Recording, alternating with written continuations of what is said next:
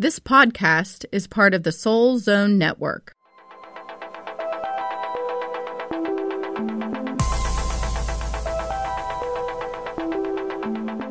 Hello, and welcome to the Butterfly Connection. Connecting your soul to source with Molly Rahe-Randall and Sara Courtney.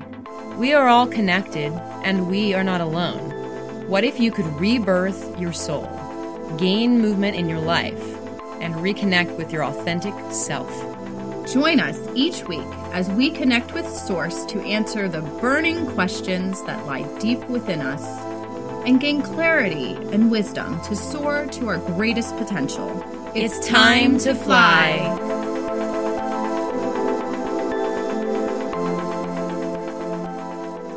This is BK7, Disconnect to Reconnect. Hi, everyone. Hello, hello. We hope you are having a wonderful week and a blessed day. We're so happy to have you back this week.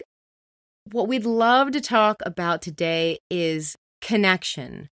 How we are connecting to ourselves, connecting to other people, connecting to Source, connecting to our spiritual team, like our angels and guides. Basically, what that connection is, what it looks like, and how we can bring that to the forefront of how we live our daily lives. Yes, exactly. So the question posed is, are you connected at all? Or are you disconnected and maybe you don't even know that? Or you do know that and you're not quite sure how to reconnect. One of the things that I have noticed, I'm guilty of, and I'm sure a lot of you are guilty of out there, is the disconnection that has occurred with the ability to have all of this technology now. So here we've got the social media and we've got all these news outlets and we're constantly on our devices connecting with people, you know, whether it be Facebook or Instagram or Pinterest or Snapchat or all of these ways to connect with people. However, we're connecting with people, but we're doing it by sitting on a couch all by ourselves with the phone in front of our faces. So really, the question to be asked is, are we really connecting with people if what we're doing is sitting alone in our house reading about other people's lives? Right. And I think also another important question to ask is why? Why are we sitting and focusing so much of our lives and our attention to our devices in physically and emotionally talking to the people around us or just checking in with ourselves?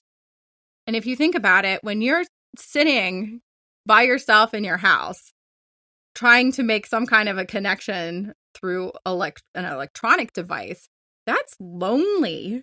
That's lonely. We all thrive on the physicality of being around someone, of being able to be hugged, or, you know, someone grabs your hand, or if you're having a really bad day, if you can physically talk to somebody and they can give you a hug and they can empathize with you and you can talk to them face to face and feel this loving, comforting energy, that is such a big difference in contrast of going on to a social media platform and saying, I'm having a really bad day. This is what happened. And then you just get comments of, oh, it's okay. We'll be there for you. Now, that's great. It's great to know that we have people out there who can send us positive love and light from afar, but it still isn't the same as that person who can literally give you the hug and give you the comfort and give you the support in the same space that you're holding. Right, exactly. And if you think about it, you know, we are all energy, but on this plane, on Earth, God has bestowed upon us a body, a physical body with senses. And we have all of them, and they're all working in tandem with one another. The sense of touch, hearing, seeing, speaking, plus feeling emotionally. And that can even be a physical response. And so since God has bestowed that upon us, then it is so important for us to use those senses. And I mean, I know I'm guilty of this too, being on an electronic device. How many times have you sent a text message to someone and you've meant it to mean one specific thing, yet the person on the other end, on the receiving end of it, totally interprets it completely differently? And you're like, wow, I don't understand. That's not what I meant. Because our speaking to one another, that energetic connection can't happen through a phone. It can't happen through the computer. It can't happen through these electronic devices. So part of spiritual growth, at least for me, is getting off of the device, getting out of the lonely space that we've kind of put ourselves in this day and age, and just talking to people. And touching upon what Sara said, there is no way to have a tone in a text message. However, we all are guilty of assuming tones. And then what happens with that is we just assume that, oh my gosh, that person is mad at me, or how dare they speak to me that way, when for all you know, that person over there really actually just meant what they said without any tone involved. But guess what we forget to do? We don't talk to each other. So do we get on the phone and say, hey, you sent me this text message and I really got this impression like maybe I did something that irritated you, or I said something, or are you mad at me, or I don't appreciate the way that came across. We don't do that. And we just assume things about people. And when we assume things about people, then we're creating like this chaotic situation that doesn't even need to be there. And I really, truly feel that the biggest reason why we are doing this is we've now adapted this fear of confrontation, even if it's not a negative confrontation. We're literally now afraid to call each other up and actually have an honest, mature, authentic conversation about maybe how we're feeling, or if we don't see something the right way. And what does that do? That creates more disconnect and more discord in our life that is completely unnecessary, which all of that just makes us more isolated and more alone and more disconnected. Yes, absolutely. And piggybacking off of that, not only do we have this occurring, but we also have judgment. So there's the fear of confrontation. There's an assumption that we make about each other. And since we are now at the point of disconnection, we can't even read each other's body language to even understand that what it is we're saying is sparking some kind of an emotion in someone else. So when you assume things about people and you fear having confrontation, then you start to judge them. And at that point, the disconnection is completely there and can be difficult to come back from. Yes. And just like in our podcast, BK3, Letting Go of Labels, I talk extensively about how people put labels on us and we start to integrate those labels. Here is a prime example of how that can even occur. And then what happens? Now you got people talking about you, that you're this way, you're that way, and the energy's flying towards you. And then you get stuck in this cycle. And it's not healthy. None of it is healthy. Yeah, social media is wonderful, but we have to have a balance. We have to have a balance. Yes, absolutely. And, going further with this, some things that we could do, I think, that can help us to come back from disconnect. And I think, I've done this a little bit with my son. It's like setting aside the time for it. So if you really feel guided to connect with people online, we're not saying that you should just give up your phone forever, but it's a balance. And as we talked about in our podcast about self-care, you have to create a balance in your life. So social media can be there, maybe just not 8 hours a day or 10 hours a day. What if you picked it up and said, I'm going to dedicate the next 30 minutes to this, and then be able to walk away from it and make it a point to say, okay, now we're going to go outside and go for a walk and reconnect with nature. Or I'm going to give a call to my friend that I haven't spoken with in a month. Because, my friends, it's so different hearing someone's voice than it is through looking at a bunch of, letters or sentences on a screen. Mm-hmm. One way to start reconnecting with other people and to reconnect with yourself again, because think about it, when you're starting to reconnect physically with other people, then you're starting to reconnect with yourself as well. Maybe it's time to start thinking about what are the important things that I'm getting on and looking at on social media. Now, like we've said before, we are trying to create a community of like-minded awakeners. We would certainly hope that you would find us to be worthwhile, getting on and doing these exercises and listening to us. But really, if there's things that you're wasting your minutes, and I say minutes because it's amazing what you can get done in a couple minutes. I sometimes challenge myself in that way. What can I do in a minute or two? But really, if you can find ways to carve out the important things that you want to be looking at and reading and staying in touch with from the social media aspect, you can carve out time there and then step aside and go, okay, once a week, I want to talk to my best friend on the phone.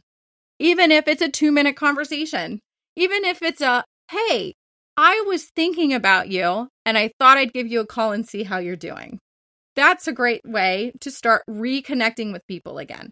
It's not about having to have a 30-minute conversation or an hour conversation. You pick those people who are meaningful to you, who give you value in your life, and start to make the effort to have more of the connection, the physical connection with one another.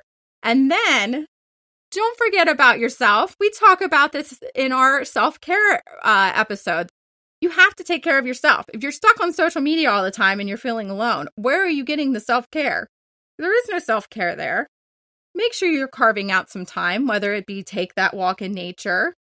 And while you're taking the walk in nature, look at the beauty around you. Or take the time and meditate.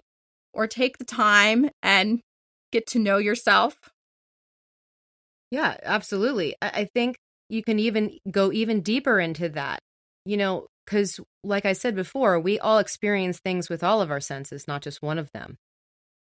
So if you take that walk outside, smell what you're smelling, whether it be the trees or the fresh cut grass, hear what's around you, feel the ground underneath your feet, and look up into the sky. What do you see?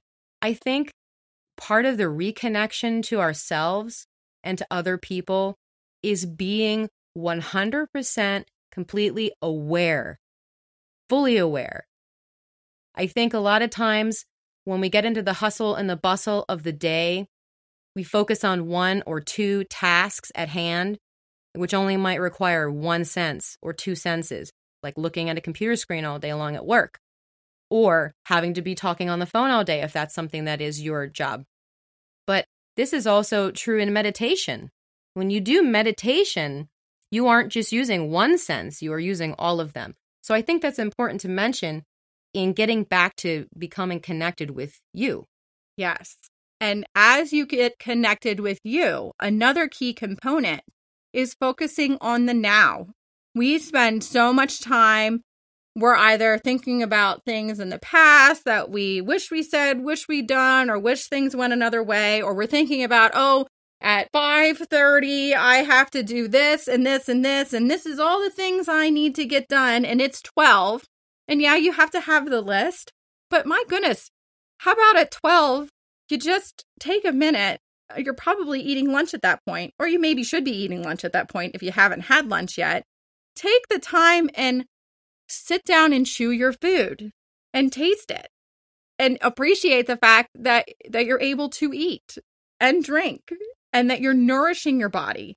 And not only are you nourishing your body, but you're feeding your soul. So as you start to reconnect in the moment with yourself, and you start to do that on a daily basis, and you start to reconnect with other people, this is the beauty of that. Now you're going to start to connect with your soul. And that is the core of what we're trying to get to, our soul connection. Yes. One thing I'd like to say that has really affected me this week, I was on Facebook, ironically enough, and a very good friend of mine, Kara Achterberg, had a live video, and she got the message just for 1 hour. She got that message in the middle of the night when she couldn't sleep, and I just wanted to give a shout out to her to say thank you for that, because that made a huge impact in thinking about the now and getting to the now in a quiet space, I think is the first step to reconnecting with the soul. Yes. And as we start to reconnect with the soul, then we can start to reconnect with our angels, our guides, with source, with whoever you connect with on a soul level. That is where you can start to hear that guidance and connection. Yes. And it comes in differently for everybody. So, whatever you identify with, whether it's a little voice that pops into your head, like it did for my friend Kara, or if it's something that you see on a billboard. I mean, like, spirit gives us signs. I've said this before, but we all get our messages differently. It's just, if things are too loud in our lives, we have to turn the volume down of our life so that we can reconnect and be able to hear the messages that spirit is trying to give, and our angels and our guides and source. Yes, absolutely. So for this week, the biggest thing we want you to start doing, because we don't want to throw too many things on your plate at one time.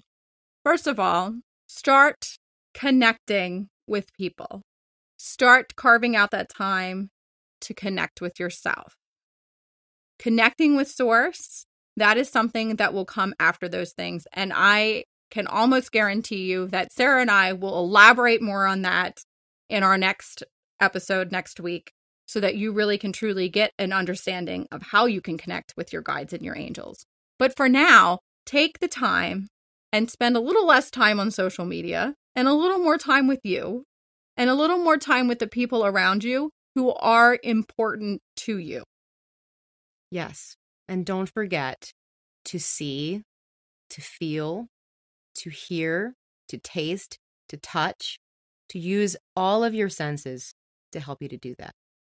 We would love to have you back here next week. Thank you so much. Check out our Facebook page and our group. We're going to have lots of interactive stuff on there at The Butterfly Connection, spelled with the K, KINECTION. And part of lots of stuff on our group is we will be doing an affirmation challenge, which this is a great time to be doing that, because as you connect with yourself, you'll have those daily affirmations that you can connect with.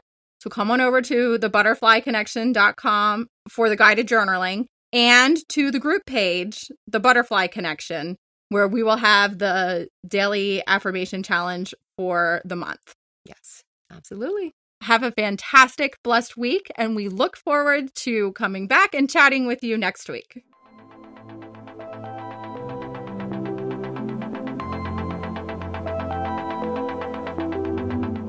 Thank you for listening to The Butterfly Connection with Molly Rahe-Randall and Sara Courtney.